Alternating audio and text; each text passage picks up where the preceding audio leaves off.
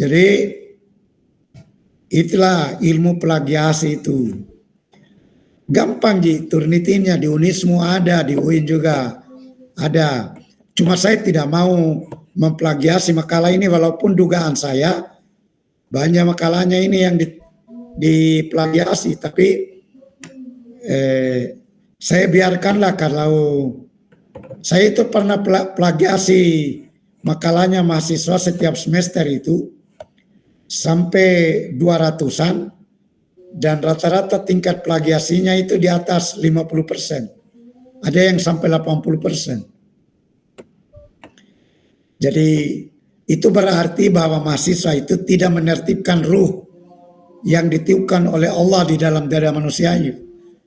Pasti dia pertanggungjawabkan nanti, karena adanya ruh itulah yang tidak bisa berbohong. Tidak bisa dibohongi juga. Walaupun hebat canggihnya manusia berbohong, tapi ruh yang ditiupkan oleh Allah ke dalam dada manusia itu tidak bisa menipu. Itulah kitab, itulah catatan amal perbuatan, nanti di akhirat kelak akan diperlihatkan di hadapan orang itu masing-masing. Akan dipertanggungjawabkan. Jadi ini hati-hati Pak. Kalau kita plagiasi, kita tidak dapatkan itu makam yang berbeda dari makam yang lain bagi ilmuwan itu.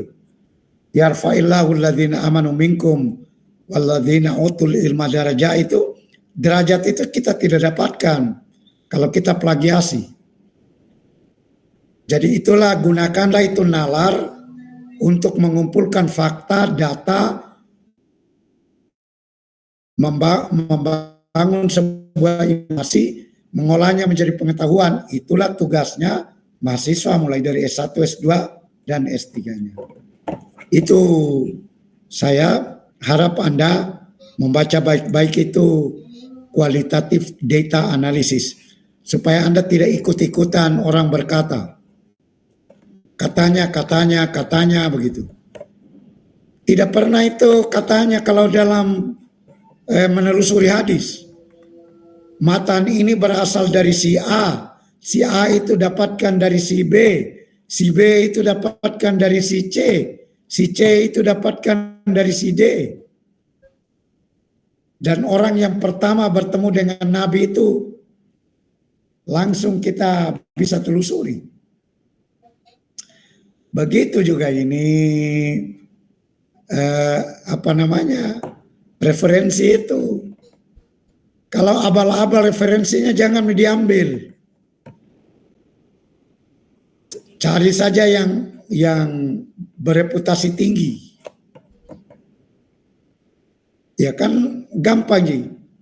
Bedanya kalau Anda ambil di blog, sebenarnya itu sangat rendah kedudukannya. Tapi masih banyak yang mahasiswa yang mengutip ke blog. Blog kita tidak diketahui dari mana itu matan informasinya. Tidak jelas perawinya.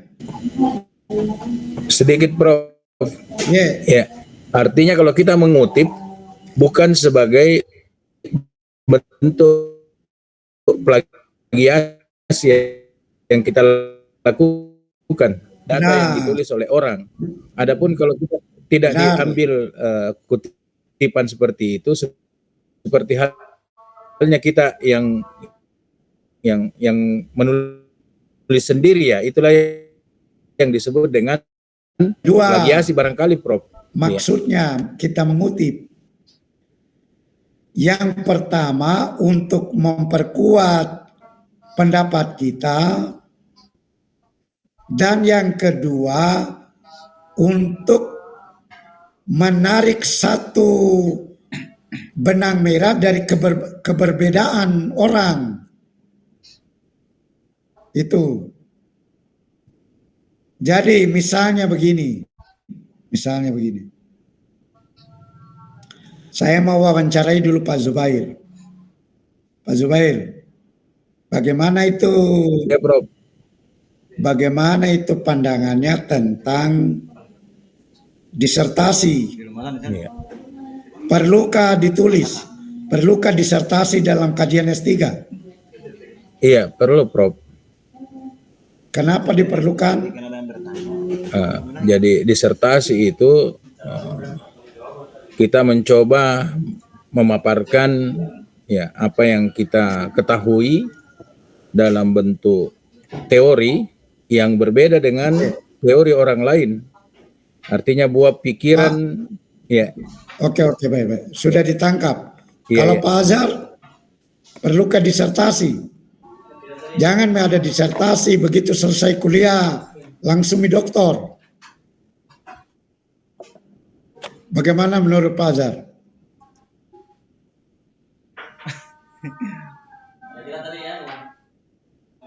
Itu sebenarnya menarik juga itu loh, tidak perlu disertasi langsung dokter, tapi hanya saja kan keluar dari aturan umum, Prof. Ya, tidak. Aturan umum itu tidak mengatakan menulis disertasi. Kewajiban apa namanya untuk mengakhiri studi. Sebenarnya tidak menulis disertasi. Prof, maaf mau nanya. Prof Rahma. Halo. Tidak, tadi saya mau contohkan itu Bu Rahmawati, perbedaan pandangan itu. Jadi kalau perbedaan pandangan itu perlu disatukan. Jadi misalnya menurut Pak Zubair wajib itu disertasi bagi S3. Kalau menurut Pak Azhar ya kayaknya tidak wajib dan lebih baik tidak kalau tidak ada aturannya. Nah, ini dua pandangan yang berbeda. Jadi kalau penulis itu dia masuk di mana? Menurutku disertasi itu tidak wajib misalnya karena kalau bisa diganti dengan jurnal bereputasi internasional misalnya Scopus. Hal ini sesuai dengan pandangan dari Pak Zubair yang mewajibkan disertasi, tapi sebenarnya kualitasnya itulah yang diambil. Begitu juga itu Pak Azhar, sebenarnya dia tidak menolak dan tidak setuju juga. Jadi pandangan kita itu mengkonfirmasi dari keduanya, lalu nanti dijadikanlah sandaran pandangan orang lain. Hal ini sejalan dengan pandangan si A, sejalan dengan pandangan si B, sejalan pandangan si C. Jadi posisinya referensi itu hanya untuk memperkuat pandangan kita. Referensi yang kedua referensi yang pertama tadi itu untuk bisa kita mencari jalan masuknya di mana posisi kita berada begitu. Jadi jangan mengambil paragrafnya orang lalu copy paste kemudian dijadikanlah kutipan itu, ambil lagi paragraf lain baru copy paste baru adalah dikutiplah itu. Jadi bukan begitu maksudnya mengutip itu, supaya artinya mengutip, Prof, menguatkan pandangan kita dengan mengambil pandangan orang. Ya. Jadi apa yang kita inginkan, melihat fenomena atau istilahnya dari tadi data dibawa, ya sehingga teori yang berusaha kita bangun kita konfirmasi dengan ya pandangan itu tadi, pandangan yang baik itu yang sama, yang berbeda. Kalau itu yang terjadi, biar dites bagaimana itu plagiasinya, tidak akan mungkin terjadi. Tapi ada juga itu orang yang bohong, tapi kebohongannya itu dicatat amal perbuatannya oleh Allah. Apa caranya? Dia menggunakan ChatGPT, copy paste lah itu paragraf tadi, suruh ubah itu ChatGPT. Hai ChatGPT, ubahlah paragraf berikut ini tanpa mengurangi maknanya. Akhirnya ChatGPT itu lakukan